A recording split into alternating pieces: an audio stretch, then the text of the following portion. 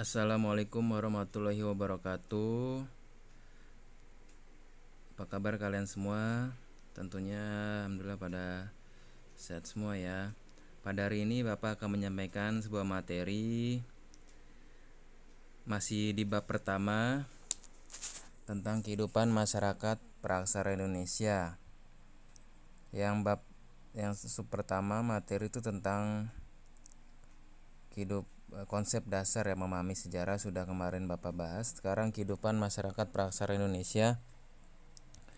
Apa sih itu masyarakat praksara? Menurut kalian, praksara itu dibagi menjadi dua kata, pra dan aksara. Pra itu sebelum aksara tulisan, jadi artinya sebelum tulisan. Jadi masyarakat tersebut itu belum mengenal tulisan. Jadi masyarakat praksara ini disebutnya manusia purba. Nah, tentunya sebutan praksara itu bukan berarti pada zaman ini masyarakatnya derajatnya hina atau rendah. Jadi masyarakat pada masa itu sama halnya dengan manusia pada umumnya. Mereka juga memiliki akal dan pikiran yang sama. Lalu dengan kemampuan pikiran tersebut, mereka selalu bergerak dan terus bergerak secara dinamis untuk kemudian berkembang menjadi masyarakat yang lebih baik. Nah, tentunya pada kehidupan masyarakat praksara ini ada beberapa fase-fase atau proses-proses kehidupan mereka.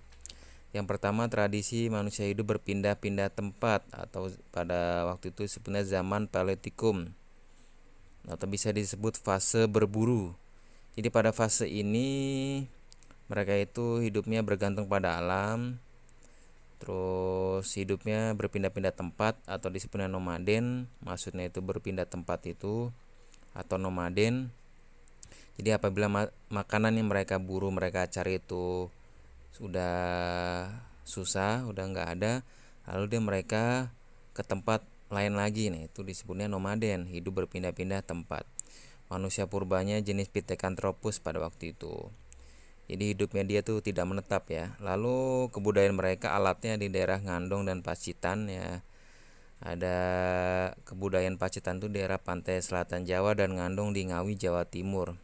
Kapaknya ada kapak penetak dan kapak genggam. Kapak penetak itu agak panjang ya, lonjong, tapi tidak ada tangkainya. Kapak genggam sama, agak bulat, digenggam cara megangnya, tapi tajam, itu gunanya untuk berburu binatang biasanya.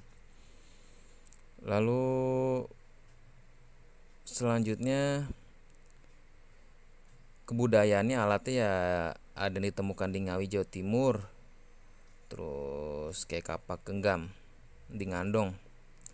Selanjutnya, peningkatan hidup manusia memasuki hidup setengah menetap atau zaman Mesolitikum.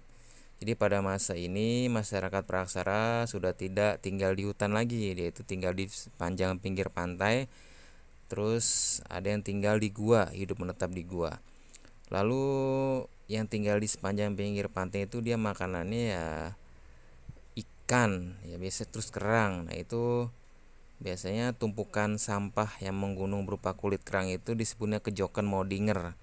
Nah pada waktu itu peneliti meneliti tumpukan tersebut menemukan peninggalan budayanya berupa kapak Sumatera atau disebutnya kapak genggam ada di atas tumpukan sampah tersebut.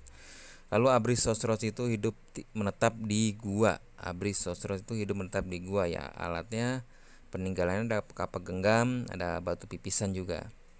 Lalu selanjutnya tradisi manusia zaman hidup menetap. Nah ini sudah mulai hidup menetap zaman batu muda, Neolitikum. Jadi pada zaman ini manusianya sudah hidup menetap, sudah membuka lahan pertanian, lalu sudah memproduksi makanan sendiri atau food producing. Nah itu alat-alatnya ada kapak persegi dan kapak lonjong. Itu kapak ini udah ada tangkainya. Terus batunya persegi dan kapak lonjong itu udah ada tangkainya, batunya berbentuk lonjong. Tanamannya ya itu ubi, talas, padi. Nah, alat tersebut tadi digunakan untuk mengerjakan tanah. Ditemukan di mana aja sih itu kapak persegi, kapak lonjong? Kapak persegi itu ditemukan di Sumatera, Jawa, Bali, Kalimantan Barat. Sedangkan kapak lonjong itu temukan di Sulawesi, Papua. Selanjutnya tradisi megalitikum zaman batu besar. Jadi pada zaman ini dibuat batu besar peninggalannya dulu masyarakat praksara, menhir, dolmen, sarkofagus. Nah, batu besar tersebut, budaya tersebut itu sebagai tempat menyembah roh nenek moyang masyarakat Praksara pada waktu itu. Menhir itu artinya tugu batu besar yang menjulang ke atas, yang berdiri di atas tanah. Yaitu ditemukan di Sumatera Selatan, Sulawesi, Kalimantan. Lalu ada dolmen. Dolmen itu meja batu besar berkaki menhir. Nah, biasanya di atas meja tersebut ada sesaji-saji untuk menyembah roh nenek moyang. Ditemukannya di Bondowoso, Jawa Timur. Lalu ada sarkofagus, yaitu kubur peti batu besar yang ada tutup, itu terbuat dari batu. Ada di Sulawesi, sarkofagus tuh biasanya dikenal sebutan waruga. Selanjutnya tradisi zaman Pro-Undagian tuh hidupnya sudah menetap, sudah pandai membuat alat dari logam. Alatnya ya berupa nekara, kapak corong. Nekara itu kayak genderang besar, ya, yang sisi kiri kanannya ada ikat pinggangnya. Nah, itu terbuat dari logam tuh, gunanya untuk penurun hujan, upacara penurun hujan. Ada di Bali ya, alor. Kalau kapak corong itu kapak yang bagian tangkainya berbentuk corong. Nah, disebutnya kapak sepatu, ditemukan di Makassar, Jawa, Bali. Selanjutnya tradisi sejarah masyarakat sebelum mengenal tulisan.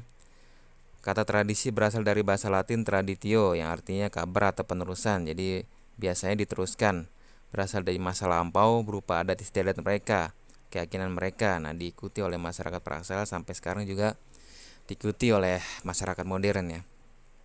Contohnya apa aja tradisi lisan tuh kayak cerita rakyat, peribahasa rakyat, nyanyian rakyat.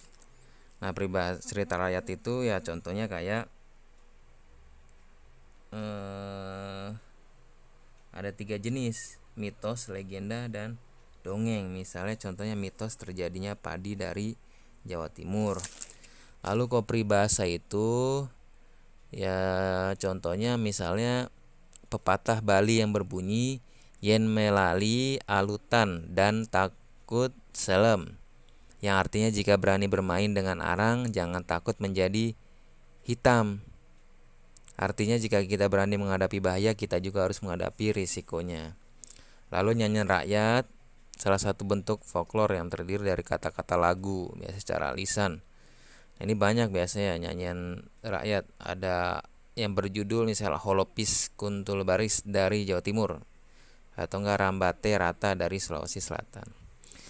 Selanjutnya jejak masyarakat Indonesia sebelum mengenal tulisan. Ada folklore, mitologi, legenda, dongeng, lagu daerah, upacara adat. Folklore itu berasal dari bahasa Inggris. Folk itu sekelompok orang yang memiliki ciri fisik sama. Lore itu kebudayaan diwariskan secara lisan. Ya, contohnya kayak cerita si maling kundang. Lalu mitologi itu ilmu yang mempelajari tentang bentuk sastra yang mengandung konsepsi dongeng suci mengenai kehidupan dewa, makhluk halus. Ya, contohnya kayak Nyali Roro Kidul, itu mitologi, itu mitos. Legenda itu cerita rakyat yang dianggap sebagai suatu kejadian yang sungguh-sungguh terjadi pada zaman dulu, tuh legenda. Sangkuriang contohnya.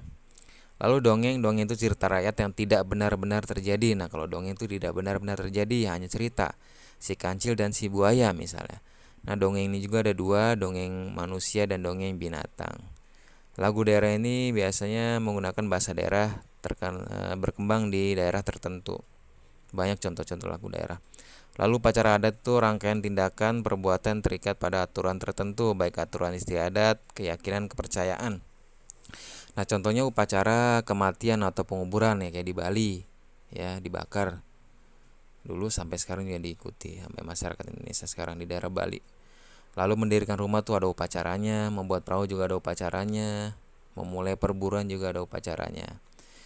Nah, sampai sini penjelasan materi dari Bapak. Apabila ada yang ditanyakan bisa ditanya melalui WA. Sekian dan terima kasih. Wassalamualaikum warahmatullahi wabarakatuh.